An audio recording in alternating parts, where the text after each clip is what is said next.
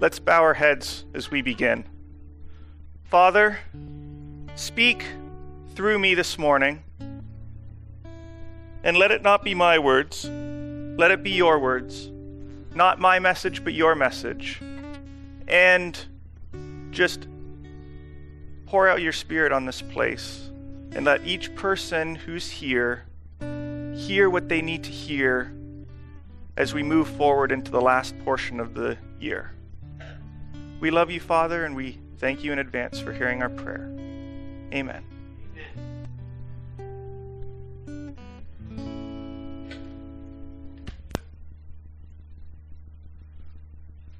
A couple weeks ago, as I was finishing up with the last sermon series, a question entered my mind.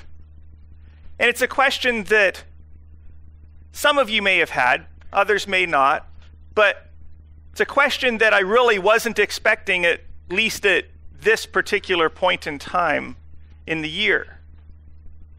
And when I tell you what the question is in a moment, you are probably going to be really surprised at what the question is, because it wasn't one I was expecting. And that is, how are you doing with your New Year's resolutions? I know. I really wasn't expecting that, because New Year's resolutions, those are those things that you kind of cram together, think about maybe the last week in December, and then January 1 rolls around and you're like, I'm going to do this, and then January 2 rolls around and you're like, that didn't go so well. Maybe better luck next year. However, in my case, the question was slightly different. It was more, how are you doing with your New Year's goals? I don't really set a typical New Year's resolution, but instead I have found that there's a number of different areas of my life. You may be like me. And so I'll set different goals, different things I'd like to accomplish in each of these different areas. So there's, as an example, my family. I'd love to spend more time with my family. And so I'll set a goal or two in that area. And I'd love to learn and grow myself a little bit more. So I'll set some goals for personal development. And I'd love to be able to hang out with friends a little bit more than what I do. And because our culture, I don't know if any of you are like this, that we're more connected, but we're less connected somehow. And so I really love to just hang out with friends a little bit more. So I'll set some goals in that area. I'd love to do better and maybe advance in my career. So I'll set some goals in that, or maybe develop or start a new business or something on the side, just hobby or something like that. And there's different areas of our lives. And so before long, you get this massive list of goals, and you could be pulled in different directions as a lot of these goals kind of are vying for the one limited resource that you have, and that's time. And as I was looking back at the goals that I had set for 2015, I was reminded of a story of a man who lived in the Old Testament in a time period that the Old Testament doesn't really focus on all that much, but a character in the Old Testament who speaks to this idea about goal setting and about what to do with your life and how to succeed at what you want to do with your life. And so if you have your Bibles, turn with me to the book of Nehemiah.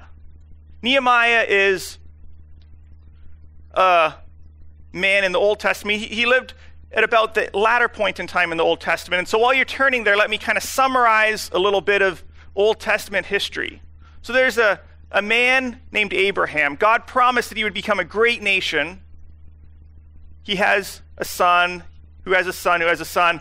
And it doesn't really look like his family line is getting all that bigger until you get to Jacob, and Jacob has a kind of a twisted, blended family that he ends up having a number of different sons and who are all half-brothers. And we kind of focused on that several weeks ago when we were looking in the story of Joseph, one of his sons. But then they all go down to Egypt, escape famine, everybody loves the Hebrews, loves Joseph, and then all of a sudden Joseph dies, and then things kind of flip a switch and don't go so well, and so they end up getting enslaved by the Egyptians rather than like being given the best land. And so they're slaves in Egypt. Hundreds of years go by. God raises up Moses, who leads them out, leads them to the promised land, and as they're on their way to the promised land, they get the law. And the law came with one little string attached to it, and it was more of a promise and a curse. That's this string, and it's, if you obey this law that I'm giving you, I will bless you. You'll live peacefully. I will defend you. But if you disobey this law, then I'll withdraw my protection, and you'll be cursed. The surrounding nations will invade you. They'll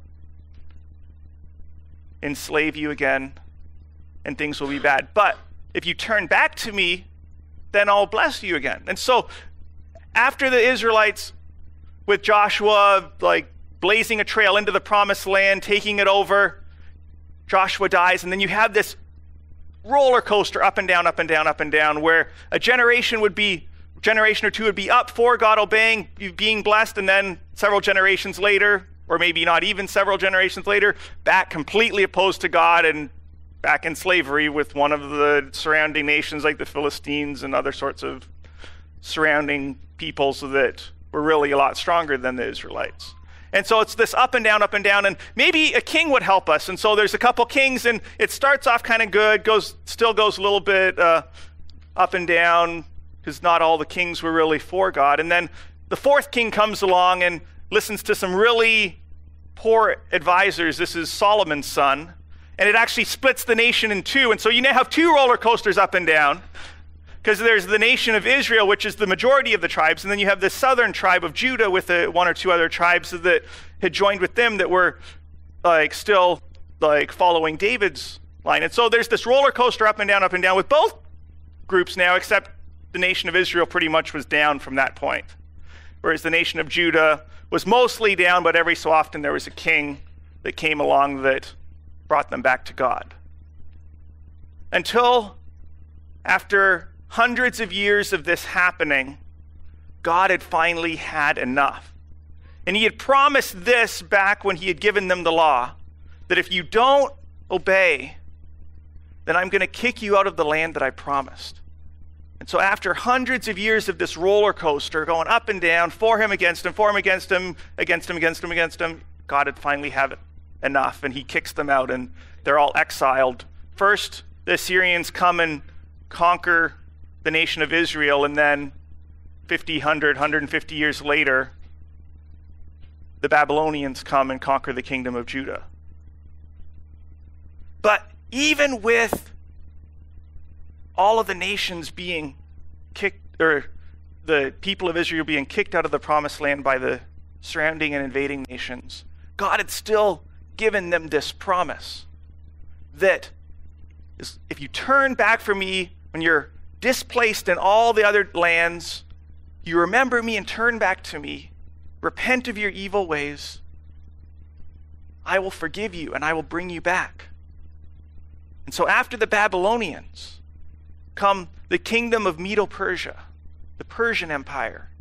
And while the Babylonians were all about pulling everybody together, kind of taking the best of each of the different cultures, but then making it all Babylonians and basically creating this Babylonian melting pot of all of the different cultures and gods.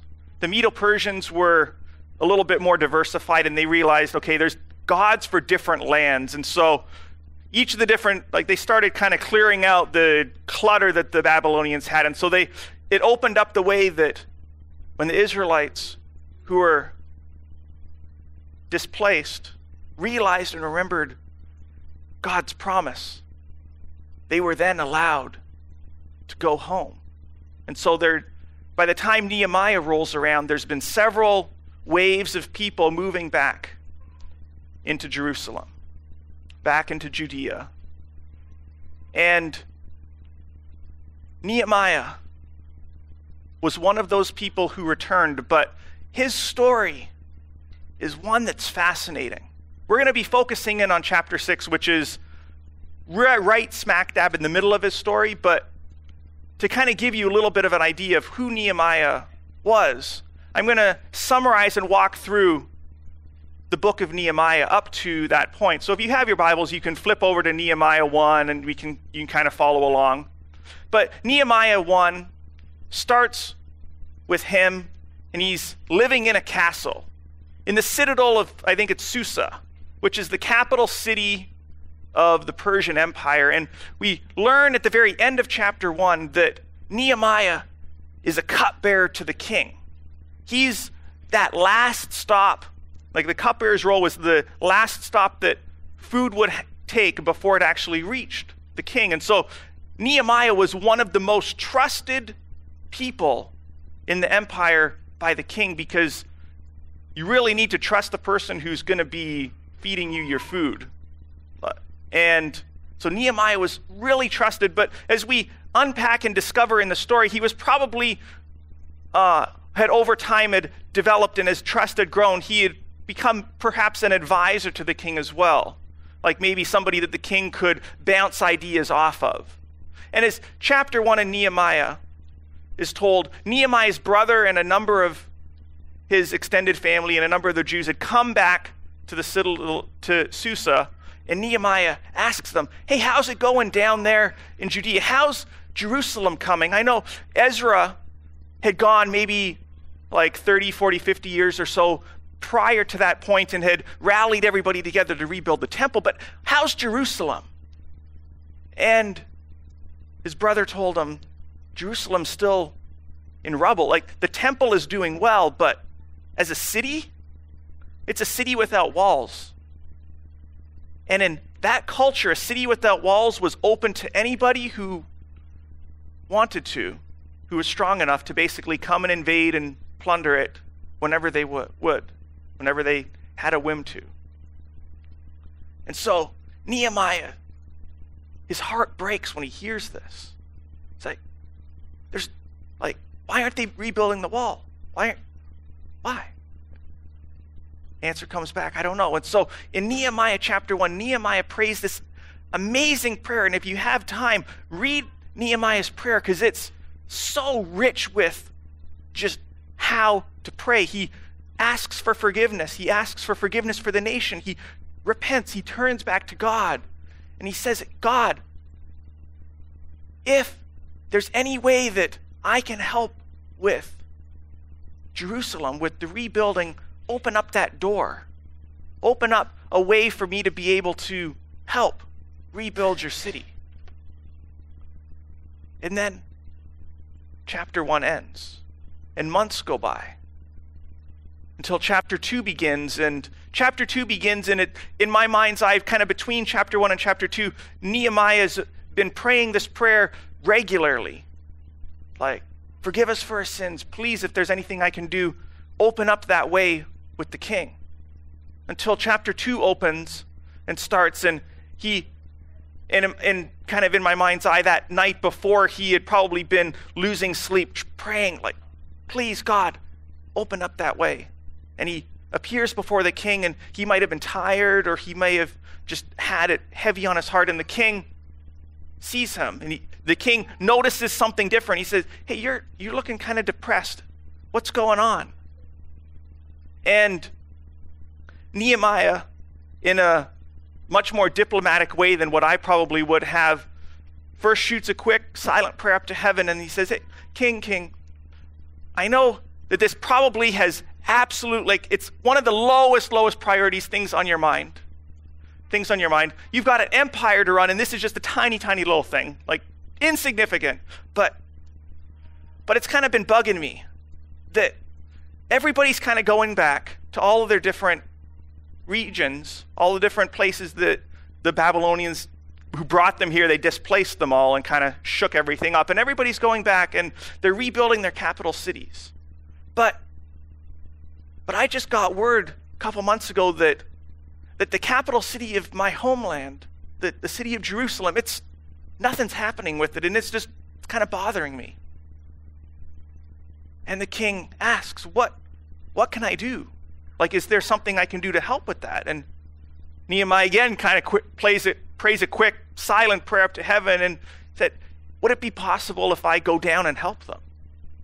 I don't know about that. The king kind of is starting to think in his mind, because he kind of liked having Nehemiah around. Nehemiah was a good advisor. He had good ideas, and you send him down to like the other side of the country, like this is New York to Seattle difference, kind of other side of the country, without airplanes or anything else that could make travel quick.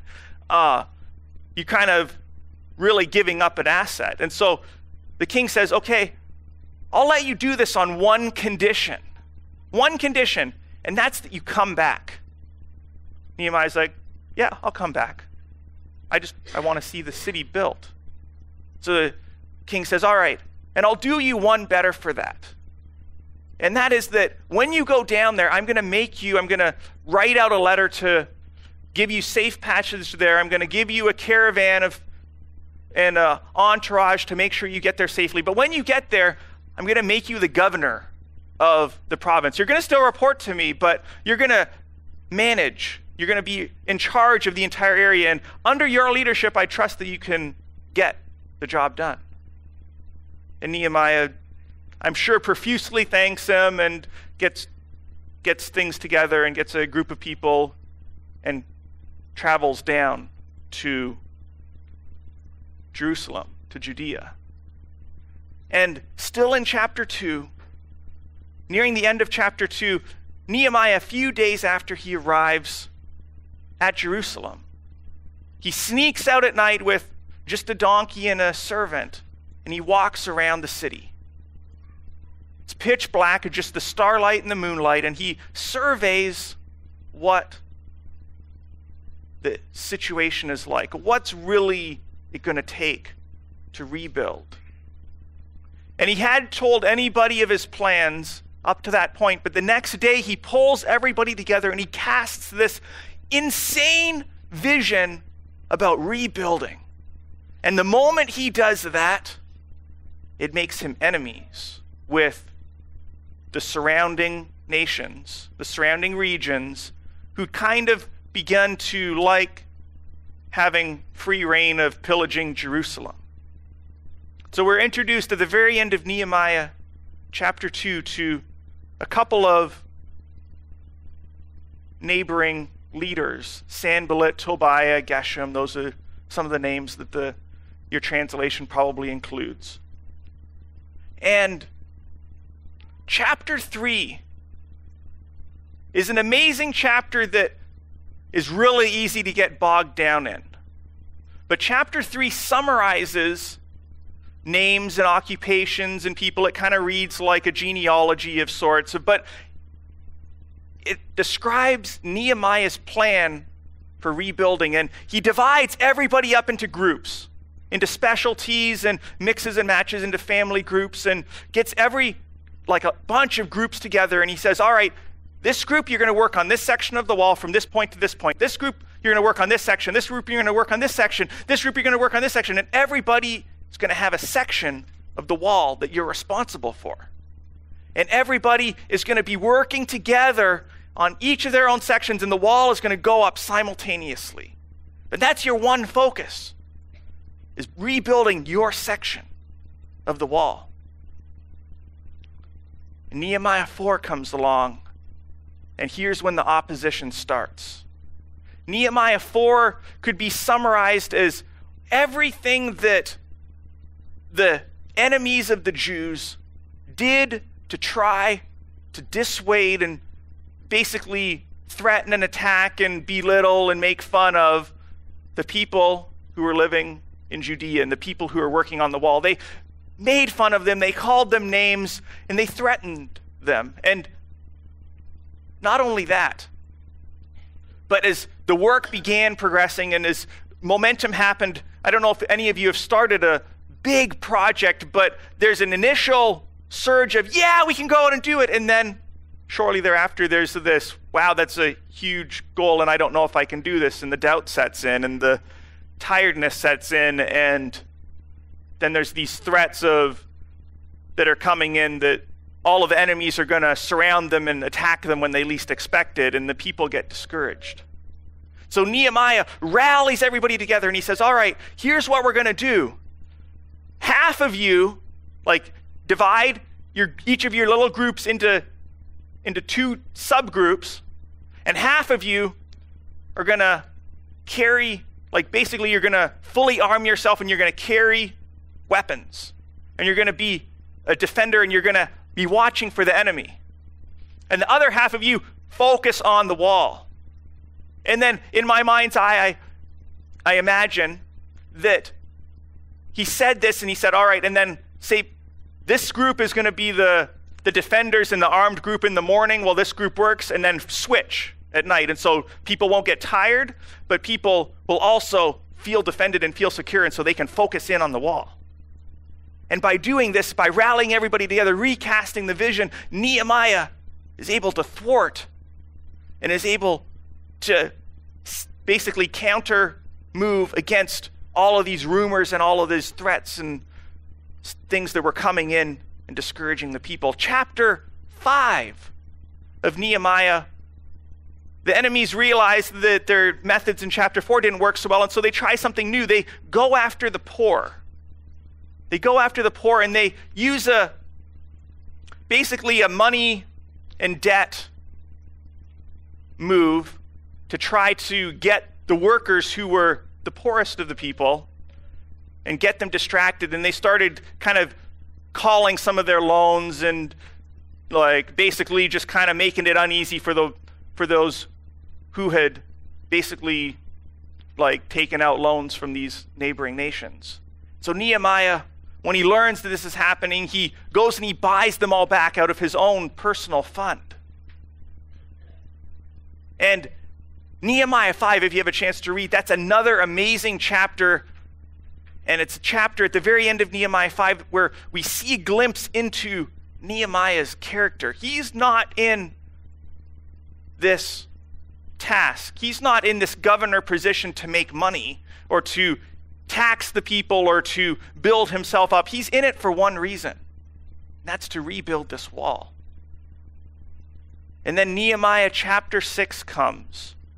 And when the neighboring regions realize that their moves in chapter 4 and chapter 5 didn't work, they go after Nehemiah himself. And here's where we learn really what Nehemiah stood for, what drove him, and how Nehemiah viewed his mission. Nehemiah chapter 6, starting in verse 1. Sanballat, Tobiah, Geshem, and our other enemies had learned that I completely rebuilt the wall. All that lacked was hanging the doors and the gates. So by this point in time, they've been trying this, they've been trying that, but the work has kept going, kept progressing, and now they finally got the wall. The wall is up, but there's not any doors in the door holes. There's no gates attached, but it's really almost finished, and the enemies are realizing, we need to do something fast in order to be able to derail this, because it's not, what we've tried so far isn't working. So then Sanballat and Geshem sent a message asking me, Nehemiah's talking in the first person, to meet with them in one of the villages in the Ono Valley. He's hey, sends him a message. Nehemiah's probably up doing something, finishing touches on one of the pieces of the wall. And the messenger comes in Nehemiah, hey, Sanballat wants to meet you. He sent me to tell you, hey, pick one of those villages in the Ono plain and come down, and he wants to meet you there. So let us know. Then he takes off. Nehemiah comes, and he's thinks about it for a moment, and then he sends a message back. And Nehemiah's message back reveals so much. And Nehemiah's message back, if we take this thought and apply it into our lives, it can change our life. It can change the direction of our life. Because Nehemiah sends them a message back. First, he kind of was thinking, he said, I knew they were planning to harm me in some way. There's no reason for them to kind of pull me out of the city. He's a little too smart for that part of the trick. So he sent them a messenger to tell them, my work is too important to stop now and go there. I can't afford to slow down the work just to visit with you.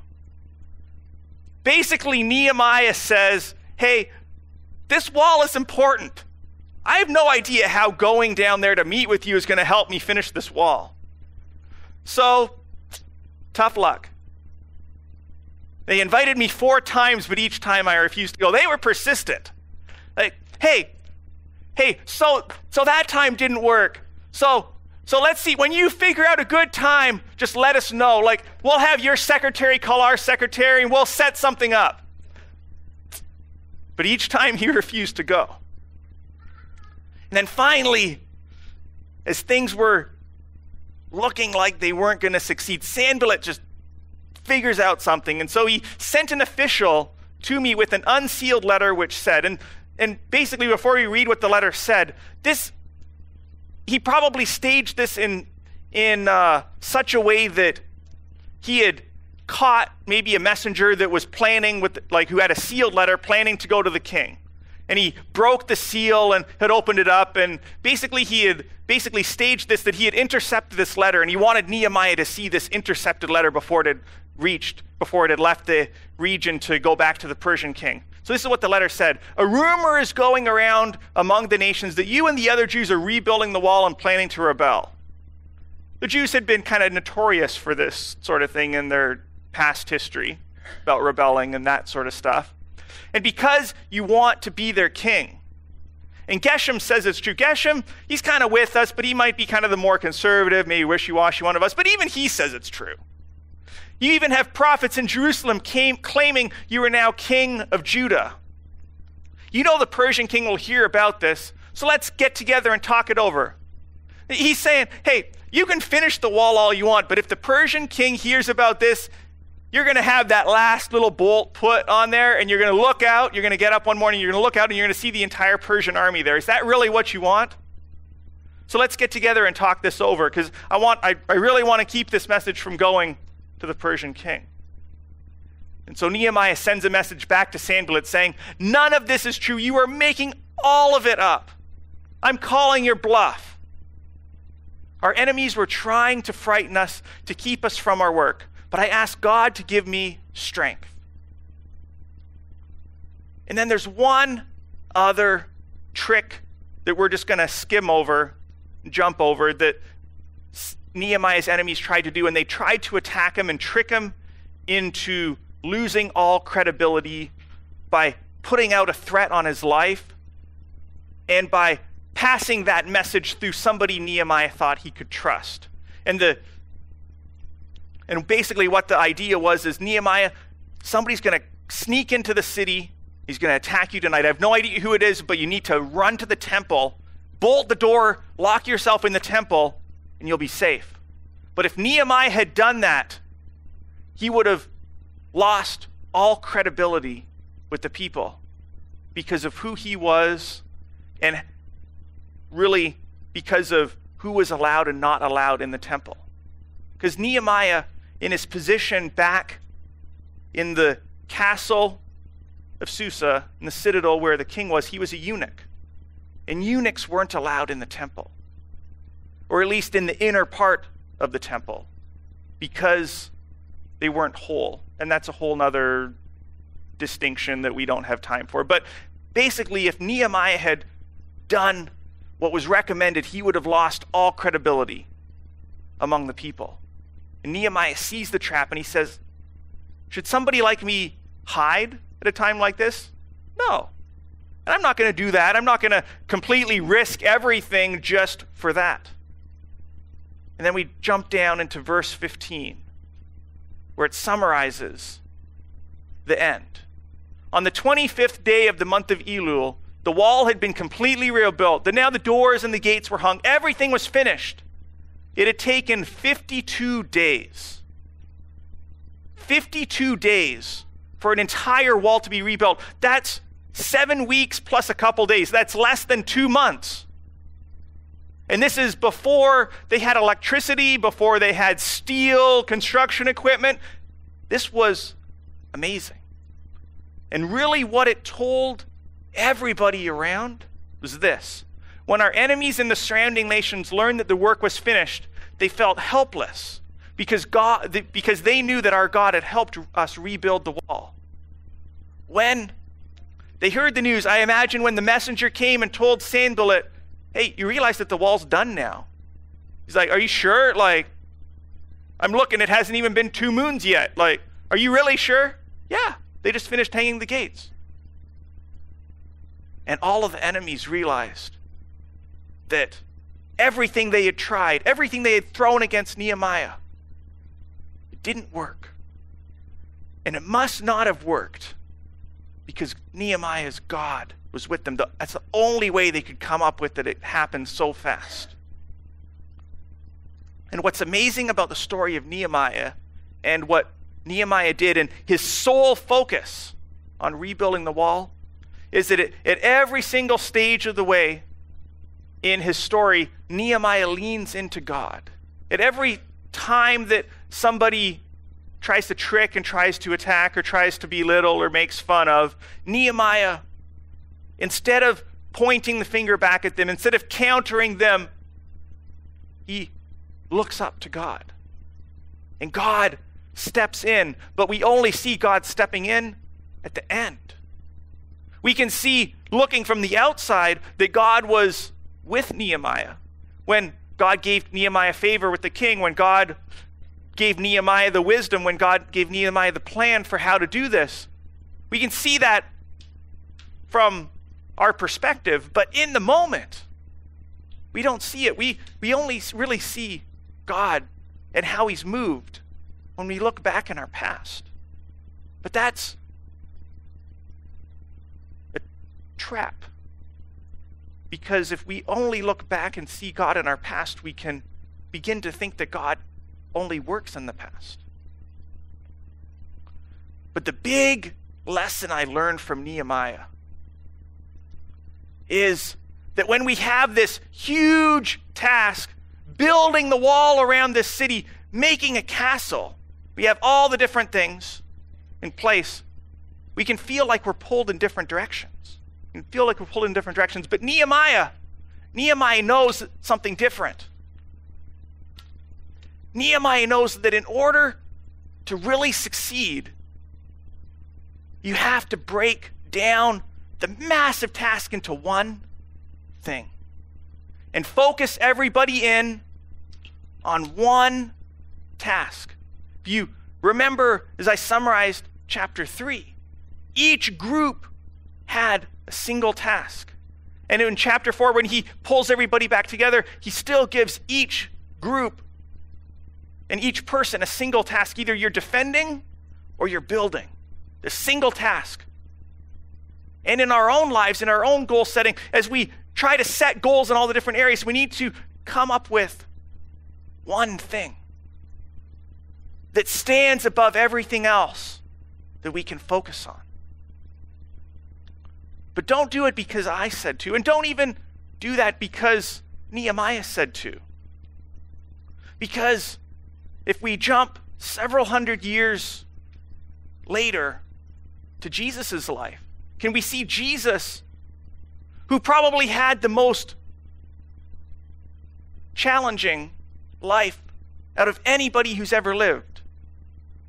Does he have one thing? We can look at his life and we can see how he was pulled in different directions, how all the sick people really wanted him to be the healer, how all of the people, all of the common people, all the oppressed people really wanted him to be a leader, him to be the Messiah. All of the hungry people wanted him to feed them like he had fed the huge crowds at least twice.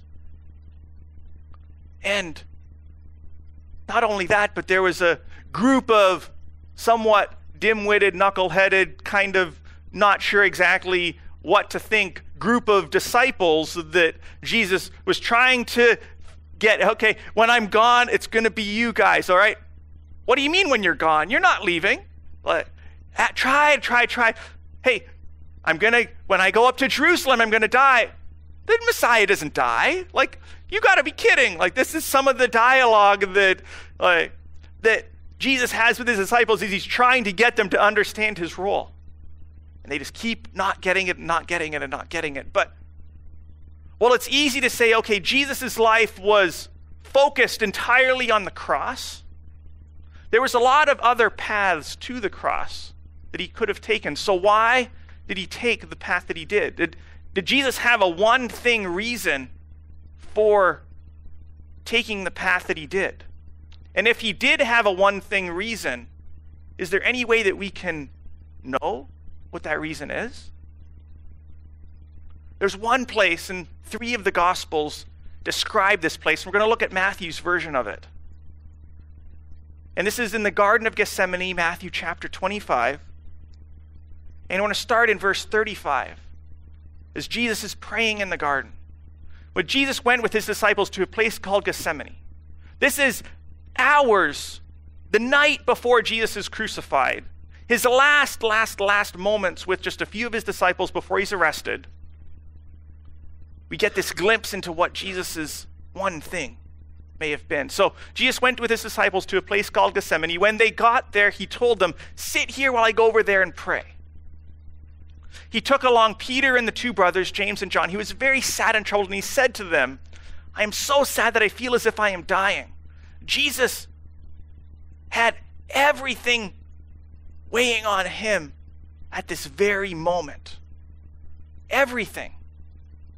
And he says, "Hey, stay up, pray, help keep me awake. Because this is going to be the hardest night of my life, and it's probably going to be the hardest night of your guys' life too." So Jesus walked on a little way, then he knelt with his face to the ground and prayed this prayer. "My Father, if it is possible, don't make me suffer by having to drink from this cup. But do what you want and not what I want." Do you see it in there? Jesus is praying to the Father. "Hey, God, I don't know if I can do this.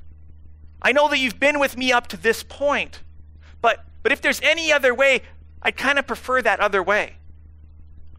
But do what you want and not what I want." Jesus' one thing was doing what the Father wanted. In every single moment that he lived, in every single moment of his ministry, in every single moment as he moved through life, his one focus was on the present moment and asking and answering, what would the Father do in this moment? If he was with somebody who was sick, his Father, the one moment, the one thing would be to heal them. If he was in a crowd of people who were a little confused, the one thing was, hey, let's teach them. Let's try to help them see what the Father is like. If he was with the disciples, hey, good luck with that one. But let's try to get them to understand. And if the Pharisees were attacking him and trying to trick him up again, let's at least try to get the Pharisees as much as possible to open up their eyes, open up their minds, and maybe see a glimpse of what God really is like as opposed to what they thought God was like. The one thing, Jesus, in every single moment, the one thing, the big one thing was the cross. The one thing in his life was doing what the Father wanted and being an example to everybody who he encountered, who came in contact with them, of what the Father was like. So, what about you and I? As I've been talking about Nehemiah, as I've been talking about Jesus, as I've been talking about this idea of the one thing,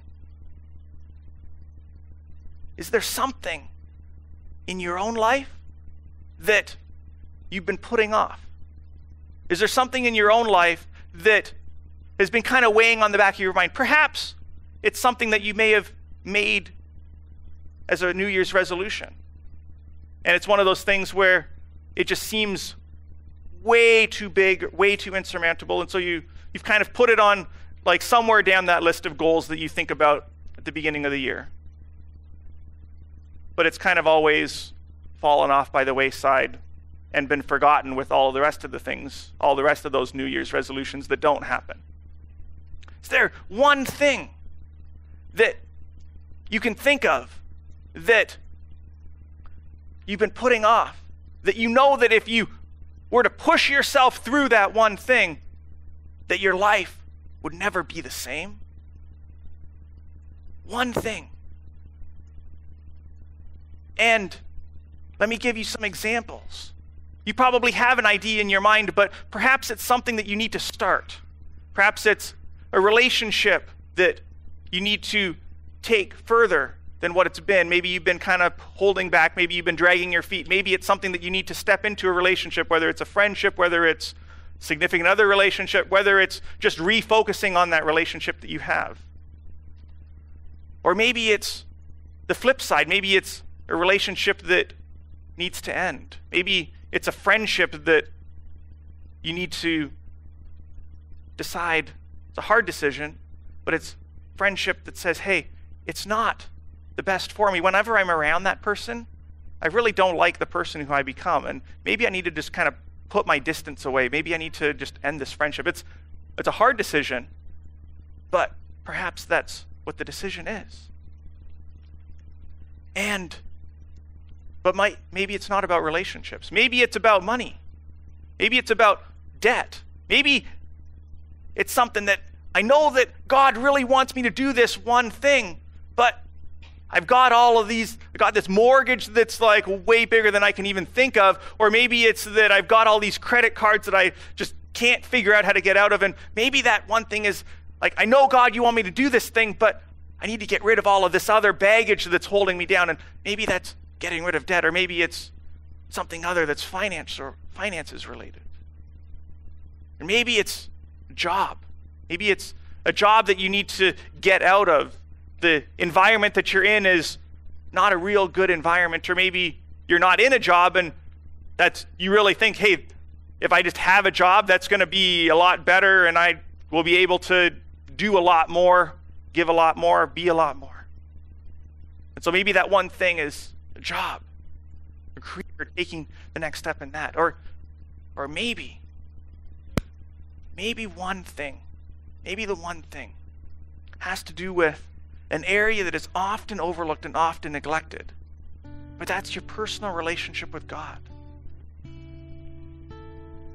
And while God is looking down, looking at each one of our lives and how we go about our day, He's wanting to have a relationship with us.